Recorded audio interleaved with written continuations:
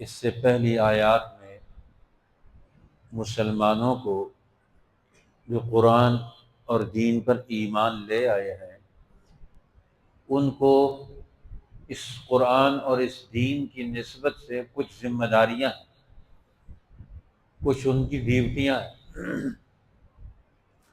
اگر وہ اپنی ڈیوٹیاں ذمہ داریاں ادا نہیں کریں گے تو وہ مجرم قرار پائیں گے۔ مسلمانوں کو بھی مجرم نہیں بننا ہے اور دنیا کے دیگر انسانوں کو بھی جرم کی زندگی سے نکالنا ہے۔ اس لیے اللہ تعالیٰ نے دو ڈیوٹیاں یہاں بڑی بیان فرمائی ہیں مسلمانوں کی۔ اس سے پہلی آیت نمبر 68 میں فرمایا، 68 میں، آپ اگر دیکھیں ایسے لوگوں کو جو ہماری آیتوں میں جھگڑتے ہیں، فَأَعْرِضْ عَنْهُمْ، ان کے ساتھ مت بیٹھیں، ان سے اعراض کریں یہاں تک کہ کسی اور گفتگو میں وہ شروع ہو جائیں، اور اگر آپ بھولے سے بھی ان کی مجلس میں بیٹھ جائیں، انسان ہے بھول جاتا ہے، فرمایا جب یاد آئے ایسے ظالم جو قرآن پر اعتراض کرتے ہیں، دین کے بارے میں شک پیدا کرتے ہیں، ان کی مجلس میں مت بیٹھو، ان کی مجلس میں مت جاؤ، ان کی مجلسوں کو آباد مت کرو۔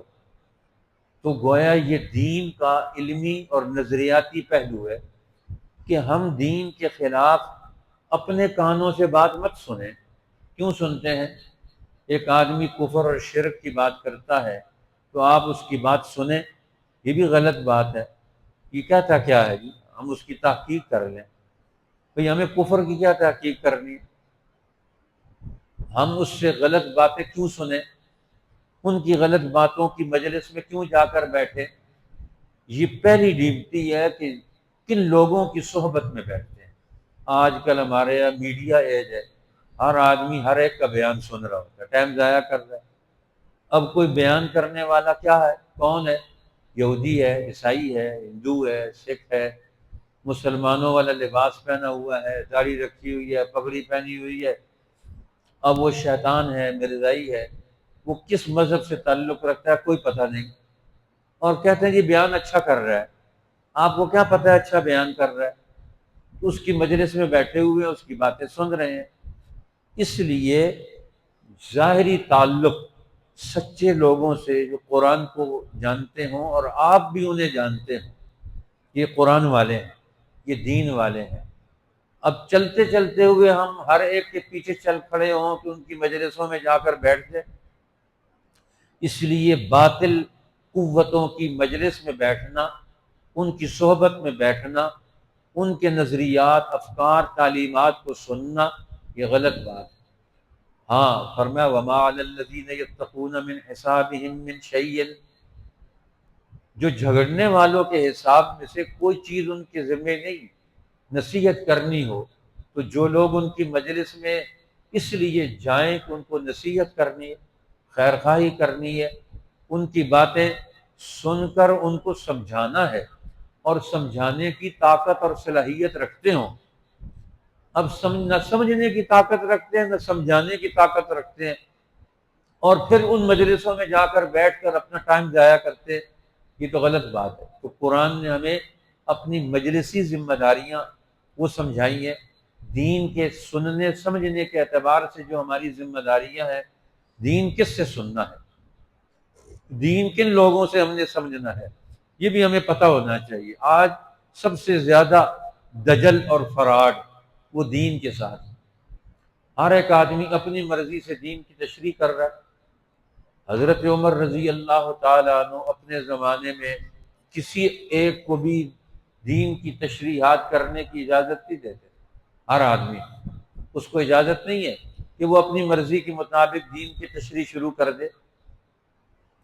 اس کو باؤنڈ ہونا چاہیے، پابند ہونا چاہیے۔ ذمہ دار لوگ ہر دور کے، ان سے دین سیکھنا اور سمجھنا چاہیے، ان سے سوال مسئلہ پوچھنا چاہیے، مسئلہ سیکھنا چاہیے، جن کو متعین کیا جائے، جن کا تقوی، جن کا علم، جن کی سمجھ جن کی بصیرت وہ حق پر ہو۔ ہر ایک کو بیان کرنے کی بھی ضرورت نہیں ہے۔ بڑے بڑے صحابہ کرام وہ بیان سنتے تھے، بیان نہیں کرتے تھے۔ ہمارے بزرگوں کا بھی یہی حال تھا کہ جس کو کسی نے ذمہ دار بنایا ہے وہ جا کر بیان کرے گا، ہر ایک آدمی بھی بیان نہیں کرے گا۔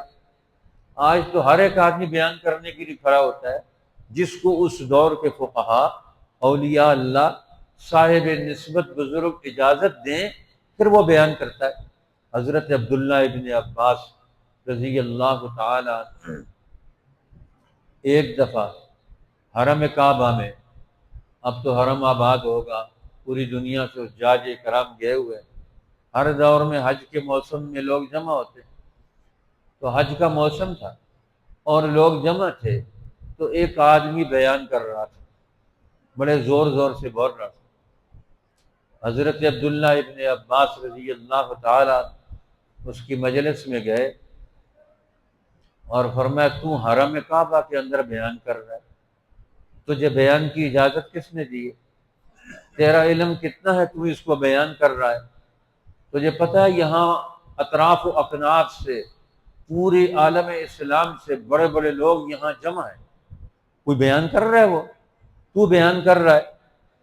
تجھے پتہ ہے ان کے دل کھولو تو ان کے اندر سمندر ہیں علم کے، لیکن یہاں آ کر اللہ کے جلال اور اس کی عظمت کی وجہ سے ان کی زبانیں گونگ ہیں، وہ ایک لفظ بھی نہیں بول رہے، اور تو بولتے ہی چلا جا رہا ہے۔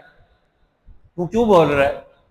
تجھے پتہ نہیں یہاں کتنے کتنے لوگ بیٹھے ہوئے اور وہ کس طرح اپنے آپ کو اور اپنے علم کو بند کر کے یہاں بیٹھے ہوئے ہیں، ان سے تو زیادہ سمجھدار ہے۔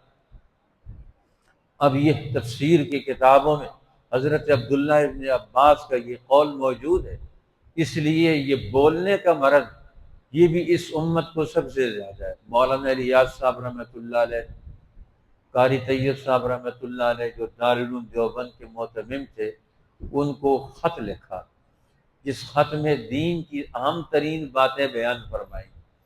ان میں سے ایک یہ بھی تھا کہ دین کے 3 شعبے ہیں، شریعت، طریقت اور سیاست۔ ان تینوں کے جو ماہرین ہیں یہ اکٹھے ہو کر جو رائے دیں گے ان کی رائے قبول کی جائے گی، ہر ایک کی رائے نہیں قبول کی جائے گی۔ شریعت کے ماہر کون لوگ ہیں؟ طریقت کے ماہر کو جو علماء ہیں وہ کون سے ہیں؟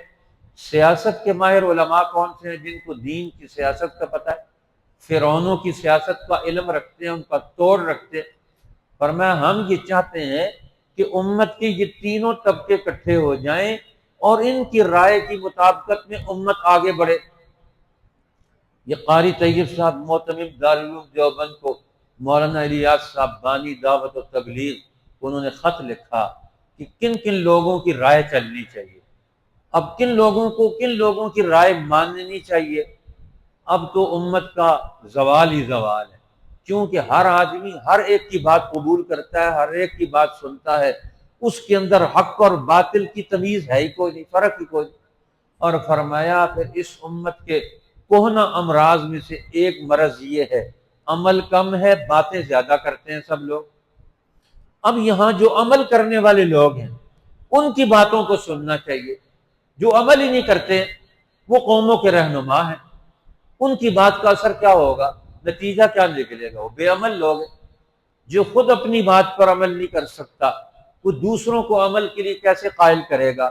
تو اب یہ خطرناک مجلسیں ہمارے اولیاء اللہ نے، اہل اللہ نے، فقہا نے ہر مجلس کے آداب سمجھائے، اصول سمجھائے، طریقہ کار سمجھایا ہے۔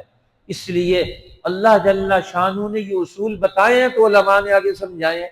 قرآن یہ بیان کرتا ہے وَذَرِ الَّذِينَ اتَّخَذُوا دِينَهُمْ لَعِبًا وَلَهْوًا۔ اب یہ آیت جو آج کی ہے کہ چھوڑ دیں ان لوگوں کو جنہوں نے اپنے دین کو کھیل تماشا بنا رکھا ہے۔ فرمایا ان کی مجلسوں میں بھی مت جاؤ جو اپنے دین کو کھیل تماشا سمجھتے ہیں۔ یہ حق دین ہے، یہ علم و عمل سمجھانے کے لیے آیا ہے، یہ انسانوں کو رہنمائی دینے کے لیے آیا ہے۔ اس دین کو جو مذاق سمجھے، کھیل تماشا بنا لے، اس کی باتیں سننے کے لیے تیار نہ ہو، سمجھنے کے لیے تیار نہ ہو، اور جو سچی مجلس سے لگے قرآن کی اس میں بیٹھنے کے لیے تیار نہ ہو، فرمایا یہ وہاں تو انہیں آنا چاہیے، اور جہاں نہیں آنا چاہیے ان کو پتہ ہونا چاہیے کہ ہم نے کہاں نہیں جانا ہے۔ اور آج حال کیا ہے کہ جہاں ہمیں نہیں بیٹھنا چاہیے وہاں بیٹھتے ہیں، جہاں بیٹھنا چاہیے وہاں سے بھاگتے ہیں قرآن کی مجلس سے۔ اب قرآن سیکھیں گے، کسی جگہ بیٹھیں گے تو پتہ چلے گا۔ فرمایا وغرتہم الحیات الدنیا، ان کو دنیا کی زندگی میں دھوکے میں ڈالا ہوا ہے، یہ دنیا کی لذتوں میں مست ہو کر عاقبت کو، انجام کو یہ بھلا بیٹھے ہیں۔ تو اب کیا کریں؟ اب جو لوگ غافل ہیں تو یہ ہر ایک وہ عالم ربانی جو پیغمبر کا جانشین ہے، وذکر بھی، ان کو اس قرآن کے ذریعے سے نصیحت کریں۔ قرآن دنیا میں کیوں آیا ہے؟ کس کے ذریعے سے؟ ہر غافل انسان کو نصیحت کر کے قرآن کے ذریعے سے اس کو نکالے، جرم کی زندگی سے، غفلت کی زندگی سے ان کو نکالے۔ اب نبی پاک صلی اللہ علیہ وسلم قرآن پاک کافروں کو بھی سناتے تھے اور سمجھاتے تھے، مسلمانوں کو بھی سناتے تھے اور سمجھاتے تھے، ان کی مجلسوں میں جا کر ان کو قرآن سناتے تھے، قرآن سمجھاتے تھے کہ تمہاری زندگی میں یہ غلط ہے، اس غلطی کو چھوڑو، اس سے نکلو۔ وذکر بھی، اس قرآن کے ذریعے سے انہیں نصیحت کریں، کس بات کی؟ ان تبصل نفس بما کسبت،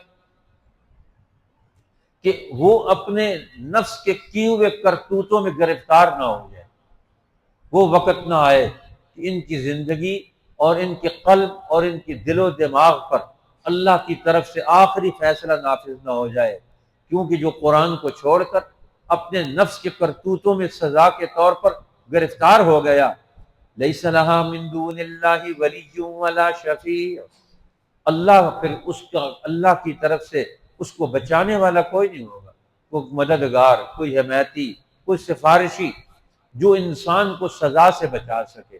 قرآن سے غفلت برتنا اور قرآن کے دشمنوں کی مجلسوں کو آباد رکھنا، ہر باطل کو طاقتور بنانا اور حق کو کمزور کرنا، قرآن کے علم کو اور دین کے علم کو کمزور کرنا۔ مسلمان جب خود قرآن نہیں سیکھے گا تو کمزور ہوگا۔ دین کیسے کمزور ہوتا ہے؟ جو دین کو ماننے والے ہیں وہ دین کو سمجھے ہی نہیں، قرآن کو جانتے ہی نہیں، اس کے مسائل کا علم ہی نہیں رکھتے، ہمیں قرآن کیا سمجھاتا ہے؟ اس لیے پھر سزا تو ضرور آئے گی، لیکن جب سزا آئے گی تو اس وقت یہ چاہیں گے وَإِن تَعْدِلْ كُلَّ عَدْلٍ لَا يُؤْخَذْ مِنْهَا، اب بدلے میں ساری چیزیں بدلے میں دے دیں، پوری دنیا قرآن کو چھوڑ کر، دین کو چھوڑ کر، باطل کی اتباع میں زندگی گزار کر جب آدمی جائے گا اس وقت وہ چاہے گا ساری دنیا میں بدلے میں دے دوں لیکن میری جان چھوٹ جائے۔ یہ اتنا بڑا جرم ہے، قرآن کو نہ سیکھنا، نہ سمجھنا، اور باطل اور غلط لوگوں کی مجلسوں میں بیٹھ کر اپنا وقت ضائع کر کے اپنے دل کو سیاہ کرنا، اپنے اندر کی قوتوں کو برباد کرنا۔ اللہ نے انسان کو دل، دماغ، عقل دیا ہے، یہ قرآن سنیں گے تو اس سے دل، دماغ، عقل میں تازگی پیدا ہوگی، اچھائی اور بھلائی آئے گی، خیر کے پہلو آئیں گے، انسان ترقی کرے گا۔ اور اگر باطل مجلس میں جائے گا اس کا دماغ، اس کا دل، اس کے اندر کی قوتیں وہ برباد ہوں گی، خراب ہوں گی، اور اس کا نتیجہ کیا نکلے گا؟ انسان اپنے آپ کو اپنے ہاتھوں تباہ کرے گا غلط مجلسوں میں بیٹھ کر۔ اولئک الذین ابسلوا بما کسبوا، اللہ فرماتے ہیں یہ وہ لوگ ہیں جنہوں نے قرآن کو چھوڑا اور حق و جماعت کی، سچے لوگ جو قرآن کے اور نبی کے جانشین تھے ان کی مجلسوں سے اعراض کیا، شیطان اور باطل اور جھوٹے لوگوں کے پیچھے چلے۔ انگریزوں نے آخری دور میں ایک بڑے مفسر قرآن کے نام سے مشہور ہوئے، ان کو انہوں نے تیار کیا کہ انہوں نے عربی میں عربوں کو گمراہ کرنے کے لیے جب ترکوں کے خلاف لڑا رہے تھے تو انہوں نے کتابیں لکھوائیں اور ان کتابوں کا ان سے عربی میں ترجمہ کروایا اور ان کو مفسر قرآن بنا کر دنیا میں پیش کیا، اور ان کو پھر انہوں نے کہا کہ یہ آپ کا انعام ہے، گفٹ ہے کہ آپ نے عربوں کو گمراہ کرنے کے لیے اپنی عربی اور علمی قوتوں کو استعمال کیا اور عرب قوتیں مسلمانوں سے لڑ گئیں۔ یہ حال ہوتا ہے کہ قرآن سمجھنے والے لوگ عربی ہیں لیکن انگریزوں نے ایسے علماء سے ان کو قرآن کے نام پر کتابیں پڑھوائیں کہ وہ عرب مسلمان ترکی مسلمانوں کو جو دین کو سنبھال رہے تھے، خلافت کا نظام چلا رہے تھے، ان کے خلاف ان کو کھڑا کر دیا، ہندوستان کے ان اہل علم کو۔ تو اہل علم کو دشمن شیطان کیسے استعمال کرتے ہیں؟ ان کی علمی طاقت کو استعمال کر کے ان سے عربی کتابیں لکھوا کر، ترجمہ کروا کر، اور ان کو عربوں میں تقسیم کرا کے عربوں کا ذہن بدل کر ترکوں عربوں کو لڑا کر آج تک 150 سال کے قریب ہو گئے عرب غلام ہیں۔ پیسے ان کے ہیں، عیاشی امریکہ اور یورپ کی قومیں کر رہی ہیں، نسلیں مسلمانوں کی برباد ہو رہی ہیں۔ اب کتنا بڑا ایک دور غلط علم حاصل کر کے، غلط علم پھیلا کر ایک پوری قوم کو گمراہ کر دیا گیا، اور آج تک وہ گمراہ ہیں۔ کیوں؟ کہ دشمنوں کو پیسہ دے دیا، چیزیں دے دی، نسلیں دے دی، زمینیں دے دی، اڈے دے دیے، اور پوری دنیا کے مسلمانوں کو وہاں بیٹھ کر آج امریکہ اور یورپ کی قومیں وہ تباہ و برباد کر رہی ہیں۔ یہ ایک علمی غلط مسئلہ، ایک آدمی، ایک مسلمان عالم اور اگر گمراہ ہو گیا تو کتنے لوگوں کو گمراہ کرے گا، اور حق پر ہوگا، سچی باتیں سنے گا، ترقی کرے گا، وہ کتنا کامیابیوں کی طرف لے کر جائے گا قوم کو، انسانوں کو۔ آج مسلمان قرآن کی اہمیت کو نہیں سمجھ رہے، اس لیے بربادی کا شکار ہے۔ اللہ فرماتے ہیں اولئک الذین ابسلوا بما کسبوا، یہ وہی لوگ ہیں جو اپنے کرتوتوں میں گرفتار ہو گئے۔ یہ سزا مل رہی ہے ان کو قرآن کو چھوڑنے کی، سچے لوگوں کو چھوڑنے کی، حق بات کرنے والوں کو چھوڑنے کی۔ یہ تو دنیا کی سزا ہے۔ لہم شراب من حمیم، جہنم میں ان کو ڈالا جائے گا۔ انہوں نے قرآن کے حق بات کو چھوڑ کر دشمن اور شیطانوں کی غلط رائے کو قرآن کے نام سے پیش کیا تھا، اور لوگ پیش کر رہے تھے اور یہ خاموش تھے۔ فرمایا لہم شراب من حمیم، ان کو گرم پانی پینا ہے، عذاب علیم، اور ان کے لیے دردناک عذاب ہے، بما کانوا یکفرون، یہ بدلہ ہے ان کے کفر کا۔ اب یہ انجام ہے، قرآن سے آج غفلت برتیں گے، اگلی نسلوں میں یہ کفر تک پہنچے گا۔ آج باپ قرآن نہیں پڑھے گا، اس کی اولاد کہاں سے قرآن پڑھے گی؟ ماں قرآن نہیں پڑھے گی تو اس کی نسل بیٹیاں قرآن کہاں سے پڑھے گی؟ آج محلے دار مل کر قرآن کی درس کے اہتمام نہیں کریں گے۔ ہر مسجد میں قرآن کی اصل روح کے ساتھ قرآن پڑھایا جائے، جو قرآن نبی پاک صلی اللہ علیہ وسلم سے چلا تھا، جس کو سنت کے اعتبار سے پیش کیا گیا۔ ہر دور کے اہل علم نے اس کو اپنے عمل کی بنیاد بنایا۔ قرآن کی تفسیر اور تشریح سمجھ کے ساتھ کر کے، اس کی سمجھ پیدا کر کے اپنا عمل پیدا کرنا، یہ ہر مسلمان کی ذمہ داری، علماء کی، فقہاء کی، اور حکمرانوں کی، اور اولیاء اللہ کی، تو یہ سب سے بڑی ذمہ داری بنتی ہے۔ اللہ جل شانہ اس امت کے ہر طبقے کو قرآن کے لیے، دین کے لیے، رسول اللہ کے علوم کے لیے، امت کے خیر والے علوم کے لیے کھڑا ہونے کی توفیق عطا فرمائے۔ جو ہماری غفلتیں اور کمزوریاں ہیں، جس سے دشمن فائدہ اٹھا رہا ہے، اس سے ہمیں نکلنے کی توفیق عطا فرما دے۔ وَذَرِ الَّذِينَ اتَّخَذُوا دِينَهُمْ لَعِبًا وَلَهْوًا، اور چھوڑ دے ان لوگوں کو جنہوں نے بنا رکھا ہے اپنے دین کو کھیل اور تماشا۔ وَغَرَّتْهُمُ الْحَيَاةُ الدُّنْيَا، اور دھوکہ دیا ان کو دنیا کی زندگانی نے۔ وَذَكِّرْ بِهِ، اور نصیحت کر ان کو اس قرآن کے ذریعے سے۔ ان تبصل نفس بما کسبت، تاکہ گرفتار نہ ہو جائے کوئی جی اپنے کیے ہوئے کرتوتوں میں۔ لیس لها من دون اللہ ولی ولا شفیع، کہ نہ ہو اس کے لیے اللہ کے سوا کوئی حمایتی اور نہ سفارش کرنے والا۔ وَإِن تَعْدِلْ كُلَّ عَدْلٍ، اور اگر بدلے میں دے ساری چیزوں کا بدلہ بھی، لا یؤخذ منها، نہ قبول ہوگا ان سے۔ اولئک الذین ابسلوا بما کسبوا، وہی لوگ ہیں جو گرفتار ہوئے ہیں اپنے کیے ہوئے میں۔ لہم شراب من حمیم، ان کو پینا ہے کھولتا ہوا پانی۔ وعذاب علیم، اور عذاب ہے دردناک۔ بما کانوا یکفرون، بدلہ ہے ان کے کفر کا۔ صدق اللہ العظیم۔ کچھ دوستوں نے دعاؤں کے لیے کہا ہے،